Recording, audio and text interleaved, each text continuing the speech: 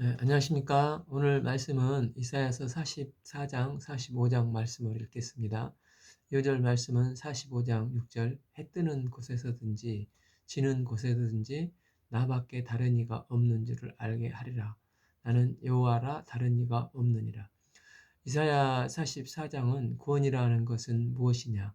구원이라는 것은 회복되는 것이라는 것입니다. 회복된다는 것은 처음이 좋았고 원형이 있었다는 것입니다. 하나님의 형상이 있었는데 범죄하여서 그것을 떠났기 때문에 돌아가는 게 회복이고 살아남는 길이 회복이라는 것입니다.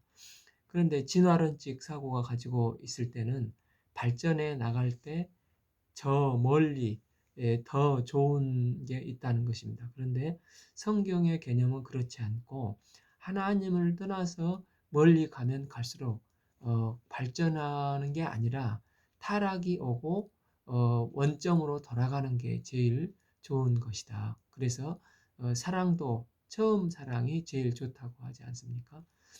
계시록 처음 사랑을 버렸기 때문에 문제라고 합니다. 그래서 더 열심히 하려고 하지 말고 처음으로 돌아가라. 이게 회복의 개념이라는 것입니다. 1. 나의 종 야곱 나의 택한 이스라엘아 이제 들으라. 이 너를 만들어 너를 모태에서부터 지어낸 너를 도와줄 여호와가 이같이 말하노라. 나의 종 야곱 내가 택한 여수나 두려워하지 말라.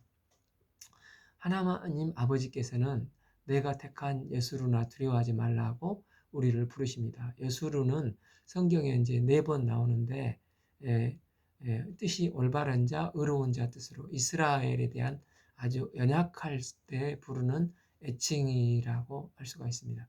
세상 사람들이 우리를 부를 때 잘 나갈 때, 출세할 때 부릅니다. 그런데 하나님은 오히려 우리가 병들고 깨졌을 때, 아무도 찾지 않을 때, 연약할 때 부르신다는 것입니다. 그리고 포로된 상태에 놓여 있을 때 장차 이제 바벨론의 포로가 되지 않겠습니까? 그때 우리를 부르실 거라는 것입니다. 하나님은 변하기 전 야곱일 때도 사랑했고 변한 후 이스라엘일 때도 사랑하셨고 어렸을 때 여수룬이라는 애칭을 불렀을 때도 계속해서 사랑하셔서 하나님의 사랑은 변함없다는 것을 말을 하고 있습니다. 그러니까 하나님의 사랑을 확신하고 돌아오라는 것입니다. 3. 나는 목마른 자에게 물을 주며 마른 자에게 시내가 흐르게 하며 나의 영을 너에게 내 자손에게 나의 복을 너 후손에게 주어 주리니 4. 그들이 풀 가운데서 솟아나기를 시냇가에 버들같이 할 것이라. 그러니까 사랑을 할 때 하는 일이 무엇입니까? 첫째, 물을 준다는 것입니다.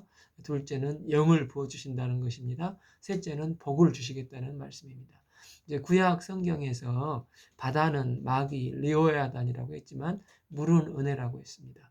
그러니까 은혜도 외적인 은혜로 주로 이제 물질적인 은혜를 주실 때 물을 준다고 말씀하십니다. 영은 성령을 말하고 복을 준다는 것은 이제 그 신약의 개념으로는 은혜를 부어주신 그러니까 영적으로 공급을 해주신다는 것입니다. 하나님은 사랑하는 그의 자녀들에게 공급하시기를 원하신다는 것입니다. 하나님은 우리가 목마르지 않기를 원하십니다. 성령을 구하면 부어주시기를 원하십니다. 우리가 구하라 하신 것을 구하면 하나님이 주시려고 아예 손에 준비해 놓고 구하는 자에게 먼저 주신다는 것입니다. 누가복음 11장 9절 내가 또 너희에게 이르노니 구하라 그러면 너희에게 주실 것이요 찾으라 그러면 찾을 것이요 문을 두드리라 그러면 너희가 열릴 것이니 하시면서 13절에 너희가 악할지라도 좋은 것을 자식에게 줄 줄 알거든 하물며 너희 하늘 아버지께서 구하는 자에게 성령을 주시지 아니하겠느냐 하시니라. 그러니까 하나님께서 구하면 주신다고 약속한 중에 하나가 이 성령이지 않습니까? 그래서 우리가 기도할 때마다 이제 구하는 게 성령을 구해야 되는 것입니다. 성령의 기름을 부어 주십시오. 성령 충만함을 해 주십시오. 이렇게 하시면 주님께서는 약속한 대로 성령을 부어 주시겠다는 것입니다. 이걸 구하면 우리는 날마다 풍성해지게 되고 그 과정에서 하나님은 나 중심적인 신앙에서 이제 우리가 하나님 중심으로 변화되어서 이제 예수님의 손이 이제 내 손이 되고, 예수님의 눈이 내 눈이 되고, 예수님의 발이 내 발이 되어 가는 것입니다. 이처럼 우리는 하나님의 자녀이기 때문에 아버지의 기뻐하시는 것을 하시게 되며 사는 것이라는 것입니다. 아버지의 일을 아들이 하게 되는 것은 그게 이제 회복이라는 것입니다. 하나님은 우리를 고난에서 벗어나는 정도가 아니라 회복의 절정인 하나님의 형상을 따라 하나님의 자녀다운 모습으로 살기를 원하십니다. 내 뜻이 아니라 아버지의 뜻대로 사는 삶을 사는 믿음의 종들이 되기를 기도합니다. 한 사람은 이르기를 나는 여호와께 속하였다 할 것이며, 또 한 사람은 야곱의 이름으로 자기를 부를 것이며, 또 한 사람은 자기가 여호와께 속하였음을 그의 손으로 기록하고 이스라엘의 이름으로 존귀 여김을 받으리라. 하나님께서 쓰임 받는 모습을 그리는 것으로 우리가 이 모양 저 모양으로 각각 쓰임 받고 있다는 것입니다. 우리가 하나님 앞에서 회복되고 난 다음에 하나님의 뜻을 가지고 적재적소에 하나님은 우리를 사용을 하십니다. 이스라엘의 왕인 여호와, 이스라엘의 구원자인 만군의 여호와가 이같이 말하노라. 나는 처음이요 나는 마지막이라. 나 외에는 다른 신이 없느라. 계속해서 하나님은 나만이 진짜 신이신 것을 강조하고 계십니다. 이유는 하나님께서 너희 이스라엘을 위해서 일하고 계시고 너희를 보호하고 계시니까 두려워하지 말라는 것을 강조하기 위해서입니다. 7. 내가 영원히 영원한 백성을 세워 이후로 나처럼 외치며 알리며 나에게 설명할 자가 누구냐 있거든 될 일과 장차 일들을 그들에게 알릴지어다.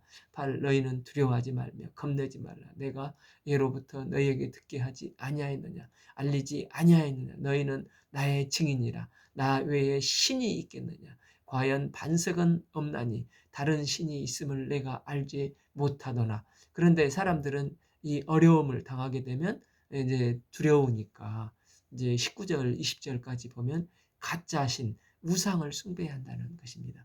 우상 숭배는 자신을 못 믿으니까 불안해서 한다는 것입니다. 나는 나를 믿을 수가 없어. 그러므로 나는 우상을 믿어. 그런데 우상도 사실은 나를 투영해 놓은 대상으로 내 욕심을 거기에 투영해 놓고 내 두려움을 투영해 놓는 게 우상이지 않습니까?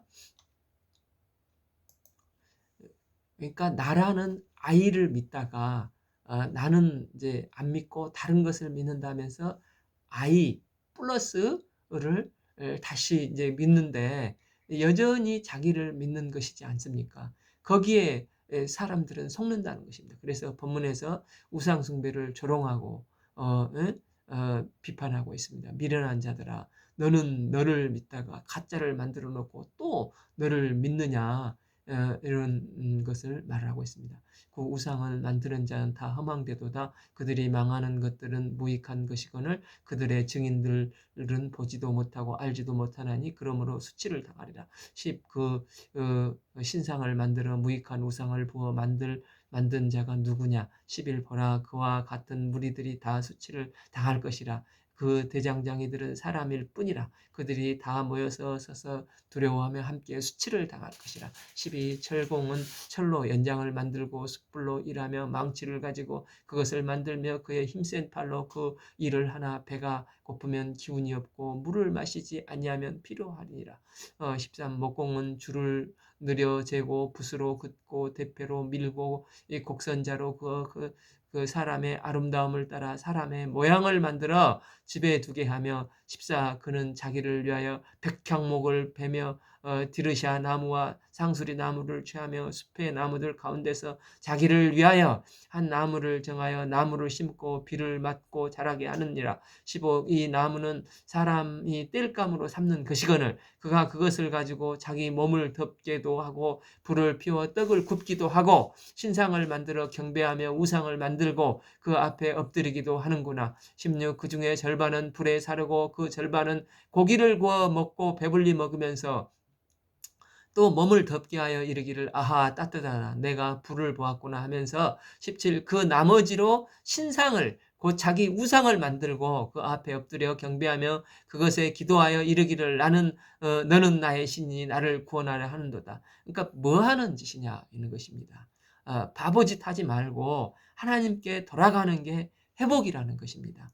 우상 숭배하는 것은 너한테 돌아가는 것으로 가짜이기 때문에 우상 숭배해도 여전히 불안할 것이라는 것입니다. 18 그들이 알지도 못하고 깨닫지도 못하면 그들의 눈이 가려서 보지 못하며 그들의 마음이 어두워져서 깨닫지 못함이니라. 19 마음의 생각도 없고 지식도 없고 총명도 없으므로 내가 그것의 절반을 불사르고 또한 그 숯불 위에 떡도 굽고 고기도 굽고 먹었거늘 내가 어찌 그 나머지로 가증한 물건을 만들겠으며 내가 어찌 그 나무 토막 앞에 굴복하려움 말하지 아니하니. 20 그는 죄를 먹고 허탄한 마음에 미혹되어 자기 영혼을 권하지 못하며 나의 오른손에 거짓이 있지 아니하냐 하지도 못하느니라. 그 다음으로 이제 하나님께로 돌아가는 길이 있는데 이제 3단계가 있다는 것입니다. 첫째, 이제 기억을 하라는 것입니다. 21 야곱아 이스라엘아 이 일을 기억하라 너는 내 증인이라 내가 너를 지었으니 너는 내 증인이니라. 이스라엘아 너는 나에게 잊혀지지 아니하리라. 기억하라는 것은 원점이 있으니까 돌아갈 곳을 기억하라는 것입니다. 주인을 기억하라. 아버지를 기억하라는 것입니다. 그러니까 진화론자들은 이제 탄소, 수소, 산소에서 이제 아메바가 되고 아메바가 단백질이 되고 하등 동물이 되고 고등 동물이 되고 이렇게 뭐 진화 발전했다고 말을 하지 않습니까? 그러니까 처음이라는 그 아르케라고 하지 않습니까? 아르케가 없고 그럼 그러니까 CHO 이전에 무엇이 있었는가? 돌아갈 곳이 없기 때문에 고향을 잃어버린 개념입니다. 그런데 우리는 원점인 창조주 하나님이 계시고 죄를 회개하고 하나님의 형상으로 돌아가야 한다는 것입니다. 이 주인 대신 하나님을 사랑하게 되면 하나님의 자녀요 자원에서 주님의 종이 되는 것입니다. 그러니까 그 정원식을 보면 그 형제들은 자매들에게 이 프로포즈를 할 때 백송이의 장미를 나의 사랑을 받아주소서 하고 무릎을 꿇면서 전달을 하지 않습니까? 그러니까 우리도 하나님을 사랑을 받고 감격해서 무릎을 꿇고 기도하며 찬양을 하는 것입니다. 주님의 종이 되겠습니다. 고백하는 것입니다. 그 불꽃 신앙으로 유명한 그 김남준 목사님 책은 항상 그 서론에 봐보면 예수 그리스도의 노예 김남준 이렇게 쓰는 것을 봤는데, 그러니까 주님께 이렇게 자원해서 프로포즈를 드리는 것입니다. 사도 바울이 위대했던 이유가 자기의 정체성은 나는 그리스도의 종이다 표현했기 때문이기도 하지 않습니까? 그 로마서 1장 1절에 예수 그리스도의 종 바울은 사도로 부르심을 받아 하나님의 복음을 위하여 택정함을 입었으니 자신을 종이라고 표현하면 평생 이 사명에 흔들림 없이 충성스럽게 하나님의 종으로서 삶을 살았지 않습니까? 그러니까 회복의 두 번째는 아버지를 기억하고 돌아가라는 것입니다. 22 내가 내 허물을 빽빽한 구름같이 내 죄를 안개같이 없이 하였나니 너는 내게로 돌아오라. 내가 너희를 구속하였습니다. 누가복음 15장 탕자는 아무 주업 열매도 주는 자가 없었으니까 20절 예 일어나서 아버지께로 돌아가니라. 예 아버지가 아직도 상가가 먼데 그를 보고 측인 여고 달려와서 목을 안고 입을 맞추지 않습니까? 그러니까 하나님은 너는 탕자 같은 거지가 아니라 그럴 때 아들이라고 하며 반지를 끼워주지 않습니까? 그러니까 우리가 그 아들과 같은 삶을 살아야 된다는 것입니다. 그러니까 이사야서 1장에서 39장의 핵심은 하나님을 의지하라였습니다. 하나님을 의지하는데 실패한 왕이 아하스 왕이었고 하나님을 의지하는데 성공한 왕이 히스기야 왕 정도로 가면은 여기까지는 이제 의지가 의지를 하는데 나와 하나님과 약간 떨어져 있는 것으로 외부에 있는 힘을 의탁해서 의지한 거라고 할 수가 있지 않습니까? 그런데 이제 40장부터는 뭐로 바뀌냐면 너는 내 것이라 소유로 바꾸어 버립니다. 그러니까 의지한다는 말 대신에 너는 내 것이라 하나됨을 강조하고 계십니다. 너는 내 안에, 내가 너 안에, 성령께서 나와 동행하심을 말씀하고 계십니다. 이는 나로 살지 말고 성령으로 살라는 것으로 의지의 단계를 넘어서서 하나님의 것으로 살 수 있는, 그래서 내 안에 주인 되신 주님을 모시고 그 뜻대로 사는 삶이라는 것이 된다는 것입니다. 이러할 때 우리 인생이 하나님의 푯대를 향해서 나아가는 인생이 되고 하나님의 기쁨이 나의 기쁨이 되는 그런 복된 인생을 살게 된다는 것입니다. 또 세 번째, 노래하라는 것입니다. 23, 여호와께서 이 일을 행하셨으니 하늘아 노래할지어다, 땅의 깊은 곳들아 높이 부를지어다. 산들아 숲과 그 가운데 모든 나무들아 소리내어 노래할지다. 여호와께서 야곱을 구속하셨으니 이스라엘 중에서 자기 영광을 나타낼 것이미로다. 24, 내 구속자여 모태에서 너를 지은 여호와가 이같이 말하노라. 나는 만물을 지은 여호와라. 홀로 하늘을 폈으며 나와 함께한 자가 없이 땅을 펼쳤고 25, 헛된 말을 하는 자들이 정표를 패하며 점치는 자들이 미치게 하며 지혜로운 자들을 물리쳐 그들의 지식을 어리석게 하며 26, 그의 종의 말을 세워주며 그의 사자들의 계획을 성취하게 하며 이스라엘에 대하여 이르기를 거기서 사람이 살리라 하며 유다 성읍들에 대하여 중건될 것이라. 내가 그 황폐한 곳들을 복구시키리라 하며 27, 기품에 대하여 이르기를 마르라. 내가 내 강물들을 마르게 하리라 하면서 지금껏 하나님은 자신을 소개하시면서 이제 소개하셨고 이제 자연스럽게 고레스로 이게 넘어갑니다. 구약에서 예수 그리스도를 예표하는 인물이 나오는데 가장 대표적으로 이제 그 아브라함, 또 모세, 다윗이 약 500년 주기로 예표가 등장을 하지 않습니까? 그런데 구약 후반부에 또 한 사람의 예표가 고레스라는 것입니다. 고레스는 이방인이고 세상 역사에서는 이제 키루스라고 하는데 전에 한번 말씀드린 것 같은 미국 역사학자들이 그 예수님 탄생 전에 예수님을 제외하고 가장 위대한 인물로 뽑는 사람이 바로 이 페르시아의 고레스 키루스였다고 합니다. 그가 끌려간 유대 포로들을 이제 귀환시키는데 선물까지 줘서 성전 재건의 기초를 넣도록 하지 않습니까? 그런데 하나님은 이 위대한 왕을 불렀고 하나님이 그렇게 성군의 자질도 주셨다는 것은 하나님께서 주관하셨기 때문에 그렇다는 것입니다. 28, 고레스에 대하여 이르기를 내 목자라 그가 나의 모든 기쁨을 성취하리라 하며 이스라엘의 예루살렘에 대하여 이르기를 중건되리라 하며 성전에 대하여는 내 기초를 놓여지리라 하는 자니라. 그러니까 이제 정리를 하면은 하나님은 목마르지 않는 물을 부어주시고 우리에게 영을 부어주셔서 성령 충만함으로 푯대를 향한 인생이 되도록 하시는 분이십니다. 그리고 하나님은 복을 주시는데 은혜를 날마다 공급해 주셔서 마르지 않게 하시고 시내와 같이 흐르게 하신다는 것입니다. 그래서 하나 되고 창조주 하나님의 소유가 되는 백성이 된다는 것입니다. 그래서 변화를 받아 자원에서 참 주인 대신 하나님의 종이 되어서 그분의 뜻을 이루어가는 삶이 된다는 것입니다. 이제 이사야 45장은 나의 시선 밖에도 일하시는 하나님의 말씀을 읽겠습니다. 우리가 이제 하나님은 믿지만 현실의 삶은 정말 넉넉지 않을 때 하나님 과연 살아계십니까? 물을 때가 있을 수 있지 않습니까? 주신 말씀은 너무나 이렇게 은혜로운데 현실은 또 너무나 차이가 날 때가 있습니다. 마찬가지로 이스라엘도 어쨌든 하나님의 말씀을 붙들고 열심히 살았는데 현실은 여전히 이 바벨론 포로이고 또 비참하고 가장 초라한 상태에 있습니다. 하나님이 함께 하신다고 하는데 이 이역만리에서 희망도 없어 보이고 무기력해 보이고 너무나 외롭고 쓸쓸한 것입니다. 왜 이런 일이 벌어지냐 하면 우리는 우리가 스스로 한계를 짓기 때문에 우리의 시선이 머무는 곳에만 확인을 하며 현실이 전부인 양 착각하기 때문에 그렇다는 것입니다.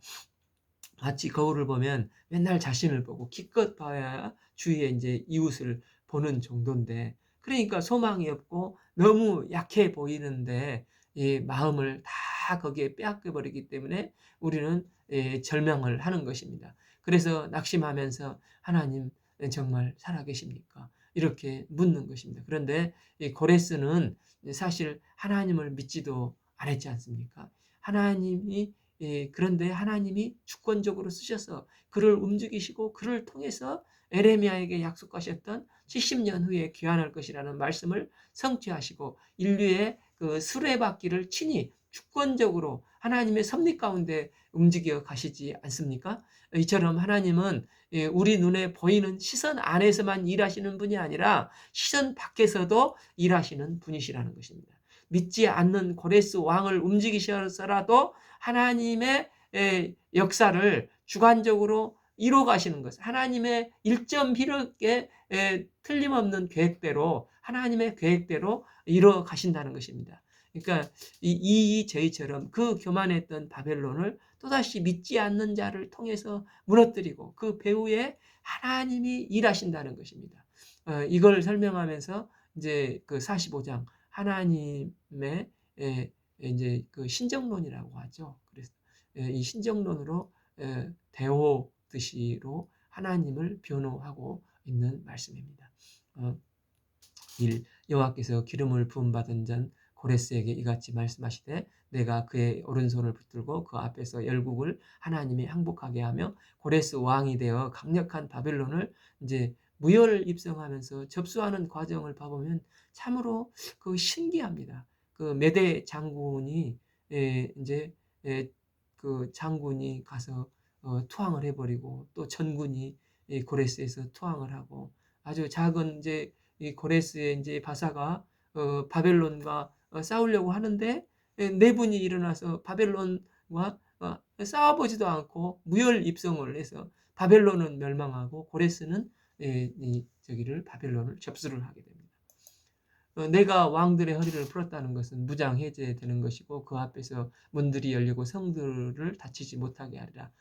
이 내가 너보다 앞서 험한 곳을 평탄케 하며 논문을 쳐서 부수며 쇠빗장을 꺾고 장군들이 투항하고 고레스는 또 초반에 별로 싸운 적이 없는데 메대가 투항을 연속하다가 또 바벨론도 내분으로 문이 열리고 투항을 하고 이는 하나님의 섭리하심 때문에 그렇다는 것입니다.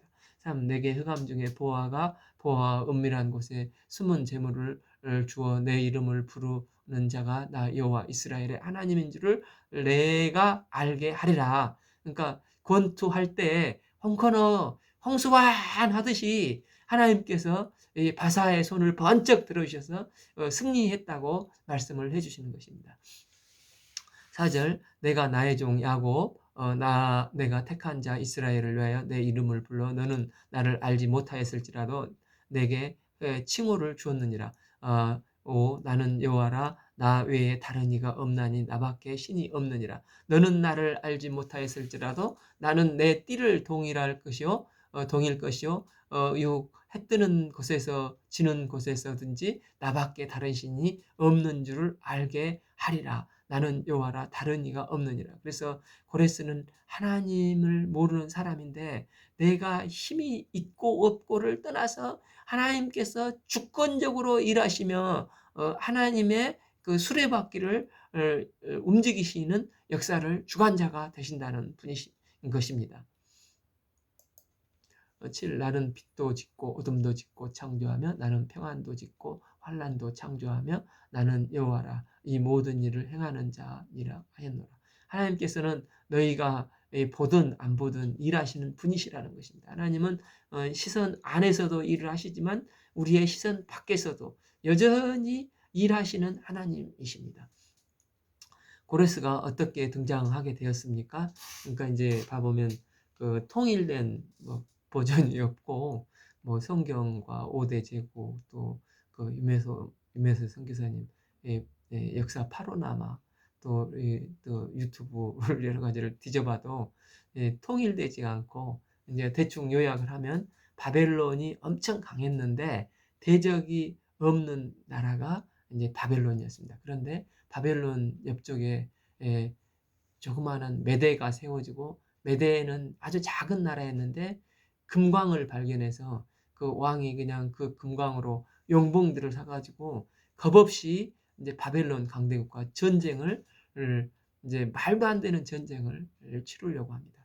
그래서 시작을 하다 보니까 이거 내가 내 분수를 몰랐구나 하고 이제 더 작은 나라였었던 메대보다 더 작은 나라였던 바사에게 가서 같이 싸우자고 이제 했더니 바사 고레스가 말도 안 되는 소리라고 하고 거절을 했답니다. 그래서 이제 메대 왕이 이제 장군을 보내서 이제 저기 바사를 혼내주려고 했는데 이 훨씬 강한 메대가 또 매우 약한 바사 왕에게 가서 투항을 해버리는 것입니다.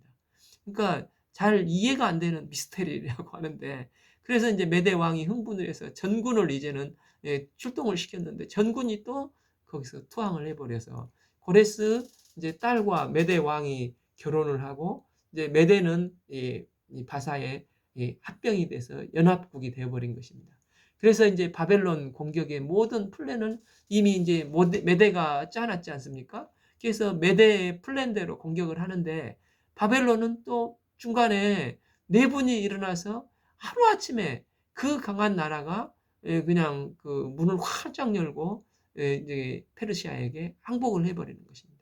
그러니까 고레스는 한 일이 없습니다. 작은 나라였는데 투항을 해오고 또 투항을 해오고 투항을 해오고 메대가 짜놓은 또 플랜을 짜서 공격을 했는데 바벨론도 알아서 내분으로 이제 무너져 버리고 바벨론을 이렇게 접수한 고레스 왕이 된 것입니다. 그러니까 세상 사람들은 이걸 이제 역사의 미스터리라고 이렇게 표현을 하는데 성경에서는 그렇게 만드신 게 하나님이시라는 것입니다. 고레스가 한 일이 우연이 아니라 하나님께서 그를 들어 쓰시고자 그렇게 하셨다는 것입니다. 그를 통해서 70년 후에 그 에레미야에게 돌려 보내주겠다고 했기 때문에 하나님께서 그 약속을 성취하시기 위해서 고레스를 주권적으로 사용하신 것입니다.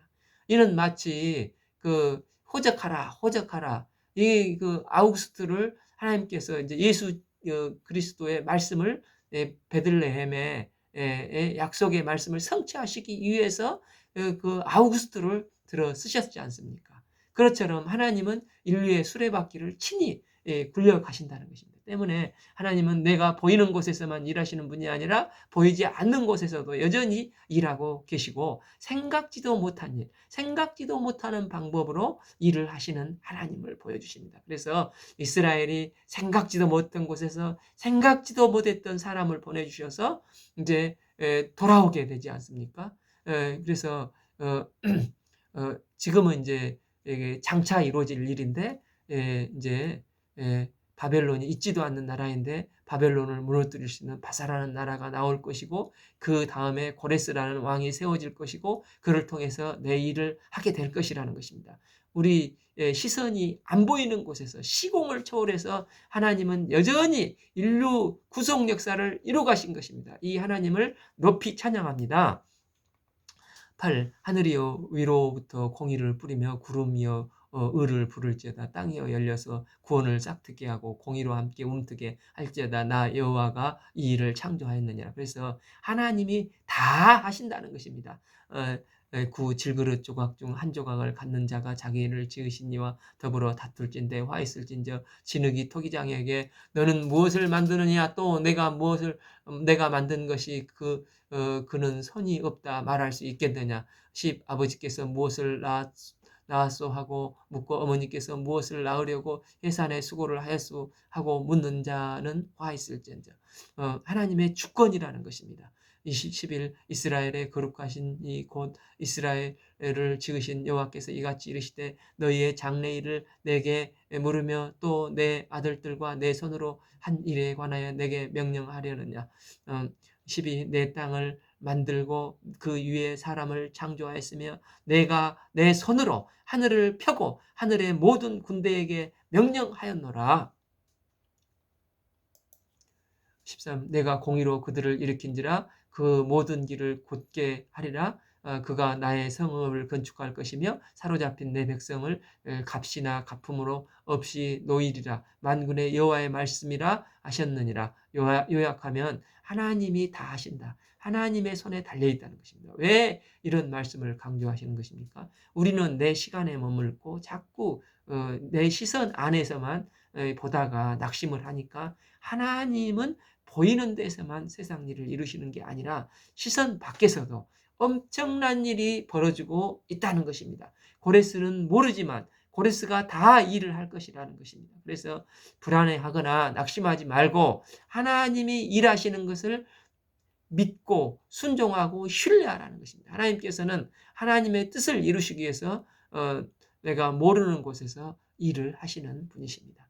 이제 14절에서 25절은 핵심은 먼저입니다. 먼저 우리를 구원하신 그런 이유가 무엇이겠습니까? 성도들은 먼저 구원하신 것은 하나님은 보이지 않는 하나님이시기 때문에 그렇다는 것입니다.